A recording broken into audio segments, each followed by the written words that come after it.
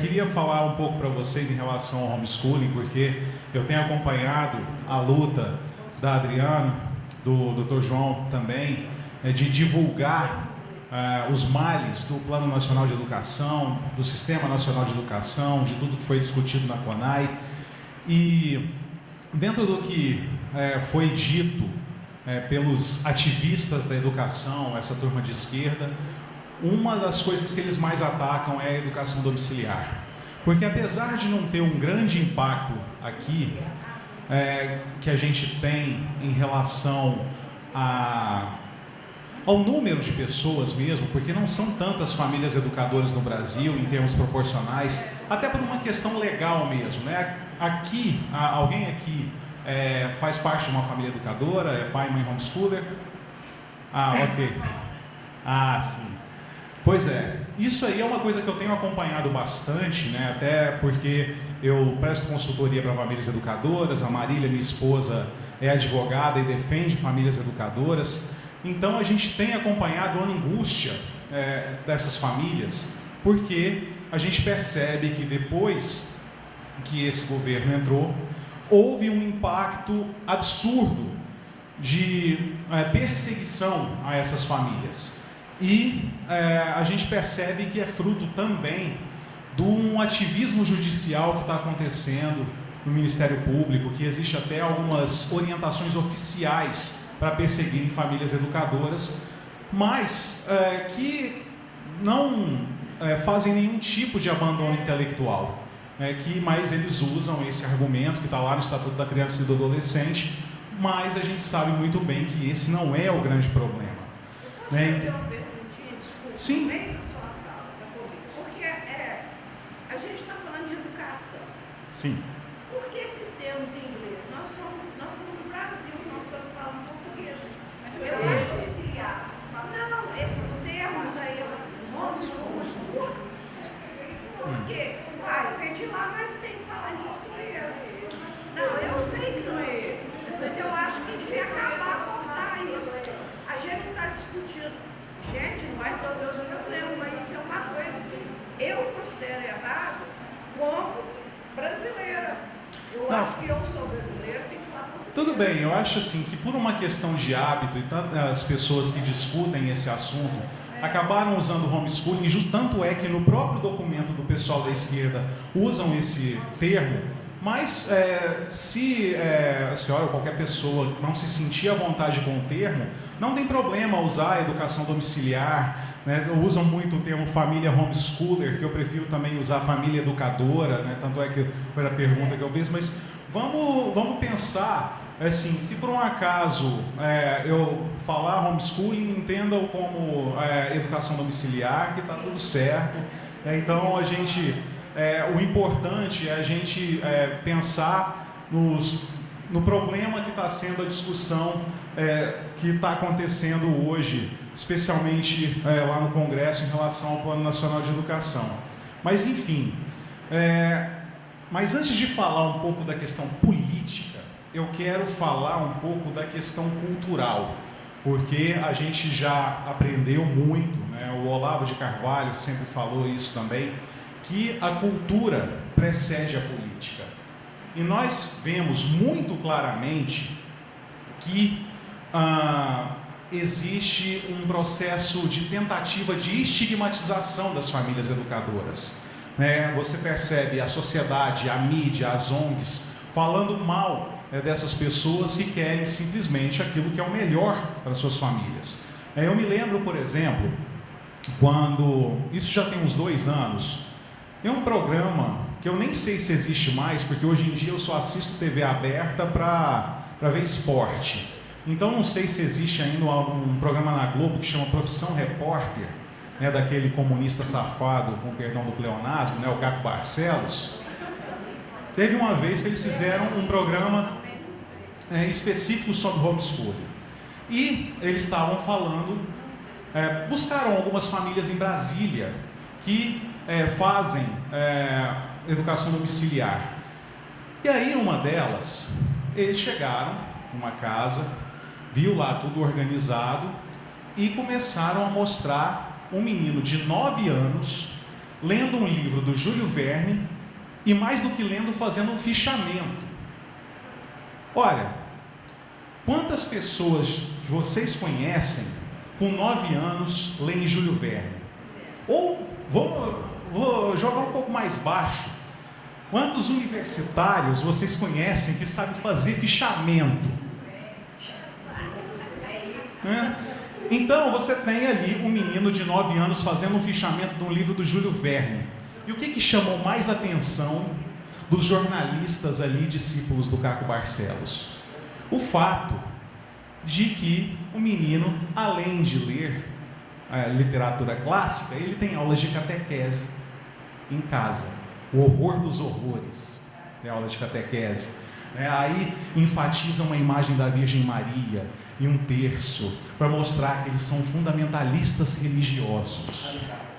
Radicais.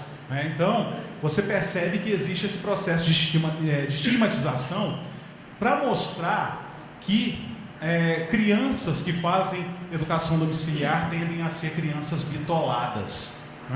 Isso aí é uma coisa muito clara. E aí eu vou, quando eu vejo, quando eu ouço as pessoas falarem esse absurdo, eu me lembro de uma audiência pública que eu participei na Assembleia Legislativa aqui. Isso foi em 2022, já tem quase 2 anos isso. Estava tendo uma discussão sobre a regulamentação do ensino domiciliar no Brasil, teve essa audiência pública e várias famílias educadoras foram para a discussão, até colocaram de um lado famílias educadoras e de lado os sindicalistas que estavam contra. E aí a gente percebia justamente entre o pessoal da esquerda que crianças que praticam homeschooling tinham dificuldade de socializar. E aí o que você via? As famílias educadoras lá mobilizadas, e num espaço um pouco separado você tinha crianças brincando, como crianças normais, como crianças deveriam fazer, que é brincar.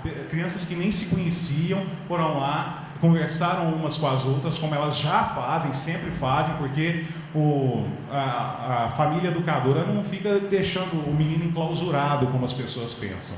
Eles convivem com outras crianças.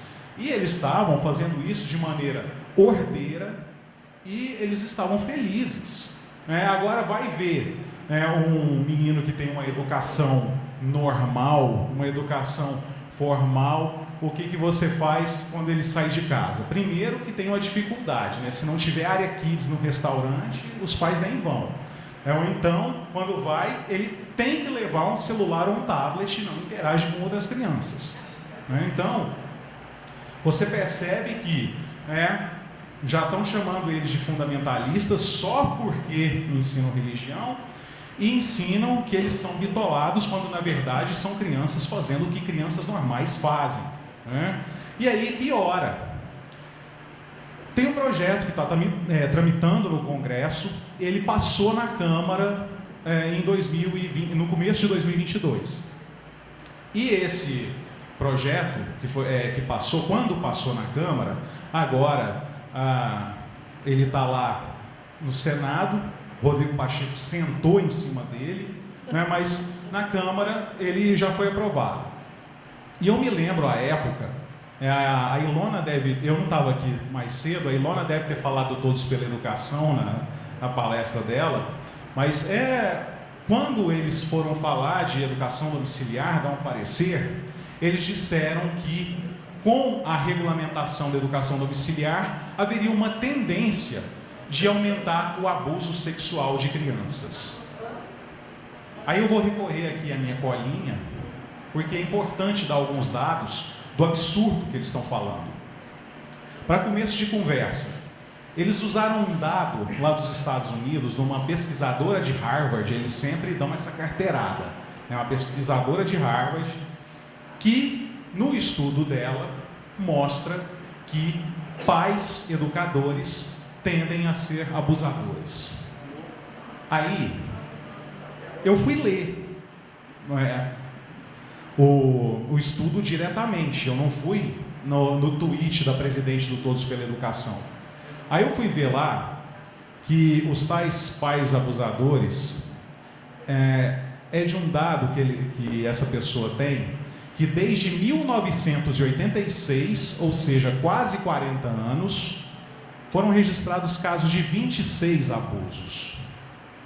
26 abusos em... desculpa. Peraí. Não, 26 abusos em quase 40 anos. Tá? Agora, eles estão usando isso como motivo para não querer regulamentar o homeschooling. Agora eu vou dar um dado para vocês que pode assustar. Nos Estados Unidos, só no ano passado, foram presos 350 professores por abuso sexual. Só no passado. Quando a gente dá esse dado, você vai falar, então vão acabar com as escolas? Vão acabar com os professores? É claro que não. Primeiro que a gente está falando de uma minoria, e segundo que alguns dados que as pessoas propõem, eles não podem usar a exceção da exceção para fazer regulamentação. A política ela tem que trabalhar com regra. E a maioria dos pais, se você for conhecer as famílias educadoras, que tem muitas aqui em BH, eles têm uma maior preocupação com a educação dos filhos. E aí, você vê dados como, por exemplo, a Tabata Amaral, lá que é candidata à Prefeitura de São Paulo, gosta muito de usar um dado que 70% dos abusos sexuais cometidos por criança dentro de casa são descobertos na escola. Pois é, só que ela esquece de dizer que essas crianças frequentam a escola.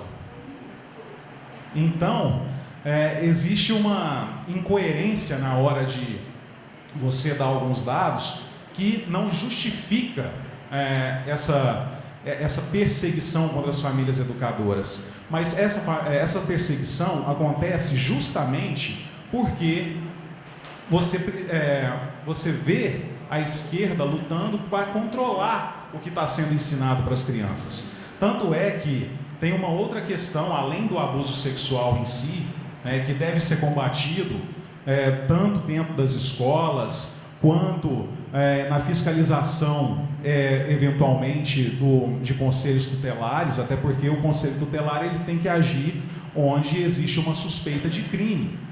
Tanto é que é uma coisa que já existe. Só que uma coisa que, inclusive, eu soube naquela audiência na Assembleia Legislativa, que muita gente que tem vizinhos que existe denúncia de violência, não acontece nada, agora contra famílias educadoras existe perseguição. Isso aí é um negócio muito sério. E aí entra na questão também da violência nas escolas. Teve uma mãe negra americana que respondeu a essa pesquisadora de Harvard, ela estava falando que estudo em casa é um negócio perigoso para crianças de minorias, e ela mostrou com dados muito concretos que não existe lugar mais perigoso para meninos negros do que as escolas públicas americanas. Ela mostrou isso para responder a pesquisadora que falava que os pais deixavam as crianças em perigo, que foi uma declaração, inclusive, extremamente preconceituosa por parte da pesquisadora, porque ela não tinha dado nenhum. E aí, eu vou encerrar agora falando da questão do Plano Nacional de Educação e do Sistema Nacional de Educação, porque o plano fala que o homeschooling é uma medida de extrema-direita que precisa ser descriminalizada. Então, o Sistema Nacional de Educação, além de estar dentro do Plano Nacional de Educação, ele cria algumas instâncias decisórias para os sindicalistas e cria um monte de obrigações financeiras para as pessoas pagadoras de impostos, onde essas pessoas vão acabar controlando a educação. Então, a gente percebe que o que eles querem é controlar ainda mais tudo que está sendo feito. E aí, eu fico imaginando, para muitos pais que hoje fazem educação domiciliar, pelo menos assim, na minha geração, eu estou com 40 anos de idade, eu acredito que ninguém que faz homeschooling hoje com seus filhos pensou, Olha, assim, eu pensou assim, quando a vida educacional começou, não, eu vou querer que o meu filho estude em casa. Eu acho que não. A maioria gostaria que o filho estivesse na escola, mais cômodo, com pessoas que são mais capacitadas. Só que hoje a desconfiança com o sistema educacional é tão grande que elas acabam optando por fazer com que seus filhos estudem em casa. E isso aí é muito sério.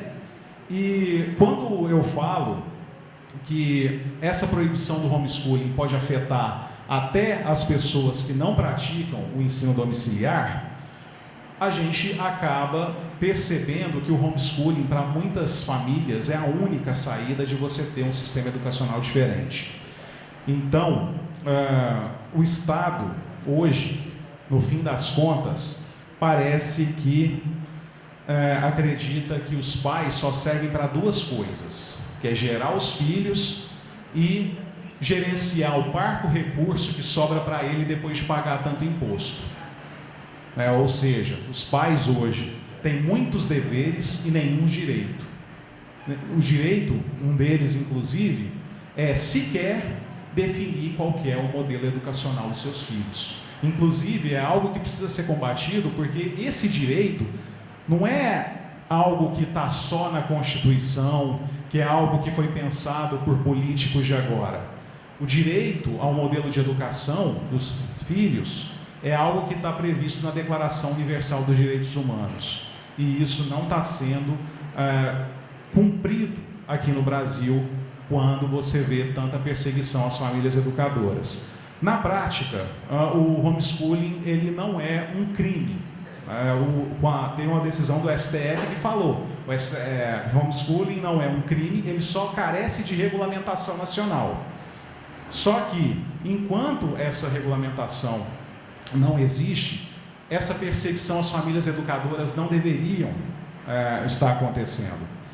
Então, o que a gente percebe é que uma das mudanças que a gente precisa pensar e pressionar os parlamentares que vão aprovar esse novo Plano Nacional de Educação é não fazer qualquer menção à proibição do homeschooling, porque a gente sabe muito bem, como eu já disse antes, que a esquerda não defende a qualidade da educação, a esquerda defende o controle da educação. E enquanto a gente permitir que esse controle continue acontecendo, os tentáculos deles vão para outros lugares, e a gente já percebe isso. A Ilona deve ter falado também isso na fala dela, que hoje não é só a educação pública que piorou, a educação privada também está assim, porque existe uma série de regulamentações que está sendo feita de cima para baixo, através do MEC, através dos conselhos de educação, que estão prejudicando a nossa educação como um todo. Então, a partir desse movimento de não permitir a proibição da educação domiciliar, a gente vai garantir aquilo que é mais importante, que é a liberdade educacional. Obrigado.